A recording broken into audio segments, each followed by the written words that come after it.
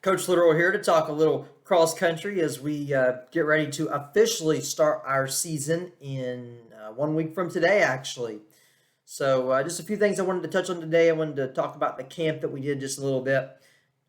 Mention the scrimmage race that we participated in this morning. Talk about our meet schedule that went home this week, and touch on the Area 7 championship meet that Augusta is hosting. So going back to the camp, I thought it went well. It was a tough week. I'm not going to lie. It was a physically tough week on the athletes. Even though we dropped our mileage and we didn't get as much running mileage in. I mean, when you throw in, you know, uh, the strength and conditioning work that we did with Coach Crouch, you throw in the swimming workout that we did the hiking the one day. So even though we didn't get as many miles as we had been getting, the kids certainly had, a good week of workouts that it consisted of more than just running. So I thought it was beneficial, but it's like I told our athletes, how beneficial it is. A lot of it depends on what they take from it and what they use. They can do some of the strength training things on their own, on their own time. We don't get a lot of time in the weight room. Um, but the big thing that they can really take away, besides the physical training things like the swimming workouts and the strength training, were the class sessions. We had 5 class sessions. We had one on championship culture. We had one on nutrition, had one on racing strategy. We had one on planning for the future, and one that looked at them using mile split and using that resource. But I would say that the two most impactful for actual racing and the cross country season was the session that we did on racing strategy and preparation.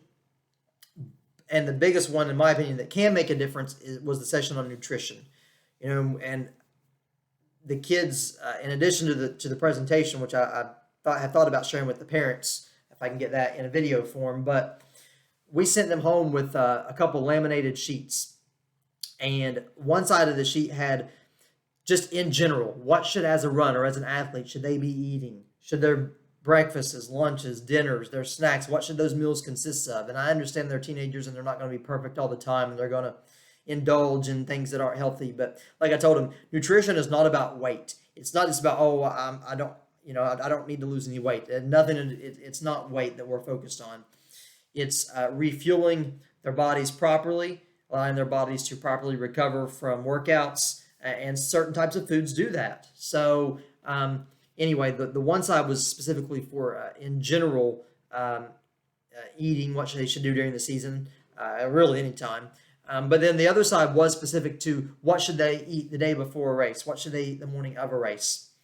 And then a second piece of paper we gave them was a smoothie paper, and that's just a way that they can get a lot of nutrients in their body at one time, and maybe eat some things that they wouldn't eat by itself, like maybe spinach, for example. So hopefully they shared those laminated nutrition sheets with you, and I really hope and encourage you to try to guide your kids and our team to trying to make smart, nutritious choices that's going to help their training, and ultimately it's going to help their performance. A couple other key things with nutrition. They shouldn't have a meal within 3 hours of practice or a race. If they're going to have a full meal, that needs to be finished at least 3 hours before the race. Also, they can have a small snack, healthy, nutritious snack before a race or a practice. But again, they need to finish that within an hour before the race or the practice. So, and then on the back side of things, they need to have a meal or a recovery snack 30 to 60 minutes after finishing. And failing to do that can actually sort of impact their bodies and their training for the next 36 hours. So a lot of important things with nutrition. Now this morning, we did have a practice race at Mason County. Mason County has had to develop sort of a new course. It's still, in fact, most of the course now, if you've been to Mason County, is on the back side. And, I don't know, maybe that makes it tougher. I know the first mile is a pretty fast first mile, but then miles 2 and 3 are all on that hillside back there. And, I think some of the guys were probably not pleased or not real satisfied with their times this morning. But it's certainly important to remember that it's August 14th. We've not even been out training 6 weeks yet for cross country. You don't want to peak in August anyway, so we're not trying to peak in August. It was a practice race. Yes, I'm sure the kids, not saying they didn't try really hard, but I'm sure in the back of their mind they know it's a practice race. There was really only, I think Mason County may have been the only other school there with even high school male runners. So, and it was our first time really probably going out this hard. I mean, in practice, we certainly have speed workouts, but those are usually blended in with some light pace runs. And so, this is probably the first time they've exerted this much energy, since track season for those that ran track. But even not but obviously with cross country, you've got a longer distance. So, it's just important that they remember that and that we remind them that we're not, winning, any championships here on August 14th on race day. Yes, we're winning them in practice, but these races now are well, today's even was, no official timer there. So, we just wrote down times as they finished, no sort of team placement or anything like that. So, but it's good. It's good to let the athletes see where they stand, get a race under their belt before the real action starts next week. And that takes us into the meet schedule. So I sent the meet schedule home this week. Unlike basketball, volleyball, they do those schedules months in advance. Cross country and track, we have to wait. We have to wait till the meets are on the calendar, on the athletic, on the mile split calendar. That's how we know, what we have to choose from. So we start off. We built a pretty strong schedule, and I'll kind of go through it a little bit.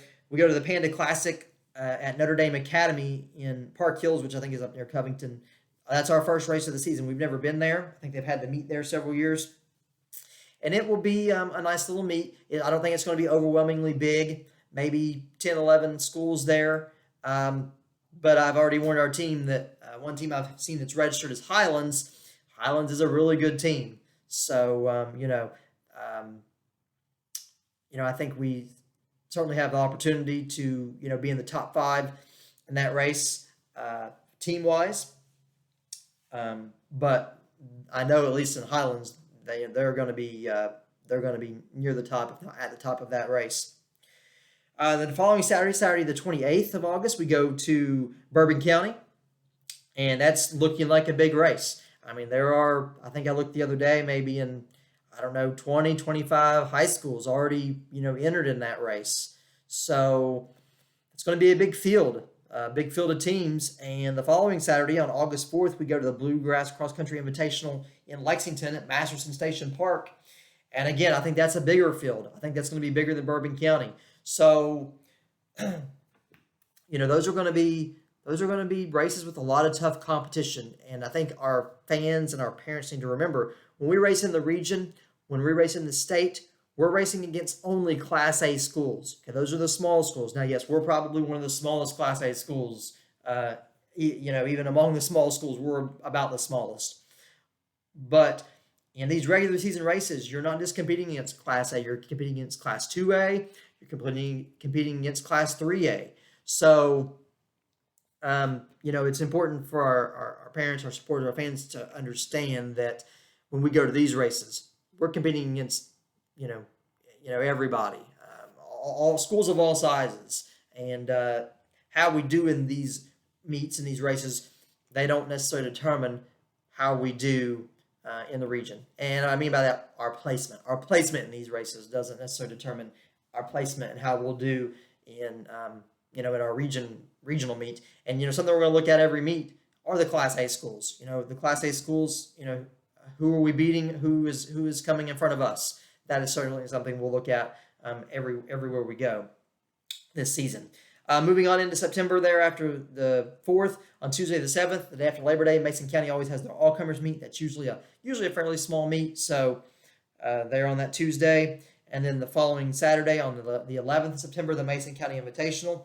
That's traditionally a pretty big meet. Again, Mason County usually draws a pretty big crowd of schools. So, but we hopefully have a little bit of an advantage because, by the Invitational, should have ran it twice now. We ran it today, and we'll run it again on the 7th. And then on Saturday the 18th, we'll go to the Double S Stampede in Scott County. Moving out into October, we're going to race at the Saturday Night Lights in Centerville, Ohio, is the plan on October 2nd. That will be an evening race. I don't know if it'll actually be under the lights. It depends on what race they put us in. Right now, they have 80 teams registered. As I said, 80 teams. So they're going to obviously have to break those into various races. So some of them will be later in the evening. Some of them will be earlier in the evening. I may not know the exact time until as we get closer to October. But like I said, do plan on that being an evening race. The first race probably starts at maybe 6 o'clock. So, we would probably leave at 3 o'clock or so. So plan on that evening being occupied. The Buffalo Trace Conference Championship is Tuesday, October 5th. Again, those are limited to the schools in Bracken County, Fleming County, Mason County. So obviously Bracken, Fleming, Mason, Augusta, and St. Pat for the most part at that race. The Area 7 Championship, which Augusta is hosting at Mason County, is on the 9th. Again, that usually has some good competition because you have some of the bigger schools. The Area 7 is a league, and that goes all the way down through the Ashland area. So that'll be good. The 16th of October, the KTCCCA Meet of Champions. That's been traditionally a very large meet. It was smaller last year because of COVID, so we'll see how that goes. But traditionally, that's a very large meet. And then the regional meet scheduled for October 23rd. We don't have a date yet. I'm sorry, we don't have a location yet. And then the state meet is listed as being the 29th or the 30th. Now, every year we've ran on that Saturday, which would be the 30th. But last year they did run one race on Friday. They ran 2A. So I don't know what the schedule is going to be this year, but I think it'll be the 30th, but we have to plan on a possible Friday evening race just in case. And they're going to take that back to the Bourbon County Park where they had it last year. So I mentioned that we don't know where the region is, and that's a little bit important because if the region, when they announce that, is at a course that we can go to and race on, that could change our schedule. It's not going to be in Mason County this year. They didn't even register, I don't think, because of the new course set up. But in the past, it has been at, honestly, there's probably a good chance it's at Danville because they host it regularly. We probably wouldn't go to Danville. But if it's at a place like Masterson Station Park, where it has been before, we're there already. Now they can do some different options with the course, so it would depend on if we would need to go back and try to run the region course. If they had another meet there, we could go back there. Sometimes we've been at Clark County before. I don't have any dates for Clark County meets, but I'm sure they'll have some. Just the point being that where the region is could change our schedule a little bit. We might just flip a location one day, but we might have to flip a date. Right now we have the 25th of September is our off date. That's our off weekend. But if there was a meet somewhere that was where the region was also going to be, we might have to run the 25th and take off, probably the 18th. But for now, this is what it is. So can't really do any more with it until they release the regional locations. The last thing I wanted to touch on was the Area 7 Championship. I mentioned that just now on Saturday, October 9th. That is a fundraiser for the athletics department. And it should be a pretty big one, but it also requires quite a bit of work. We figure we'll need at least 30 individuals to help with this. So I'm going to be reaching out to parents very soon and asking you to let me know who can work. Okay, I don't just want to assume that, both mom and dad can work or whatever the case may be. I need to get this in writing, find out how many can work from our team, and then I'm going to have to go to the athletic department and say, this is how many people we need to finish, being able to staff this meet properly. And this will range from everything from, parking cars to taking admission to running the concessions to team entry for packet pickup, having people at the finish line, and having some people out on the course. And honestly, I kind of thought a lot of our parents would want to be out on the course. All right, as you saw today, Mason County, with the construction, they're now not real spectator friendly. You get to see them start, you get to see them finish, and that's about it. But that would be an opportunity if you work some of the sections of the course on the back, you could see a lot more of the race. So maybe some of our parents would prefer to actually be out on the course working. That way they can, see some of the races, more of the race as well. So again, just be looking for that communication from me, and hopefully encourage you to get back with me on who we're going to have being able to assist with the meet, so that, like I said, we can get with the athletic department and determine how many more people we're going to need to staff the race. So it's going to do it. Looking forward to the 21st. Get back in action for real at the Panda Classic at Notre Dame Academy, Park Hills Academy.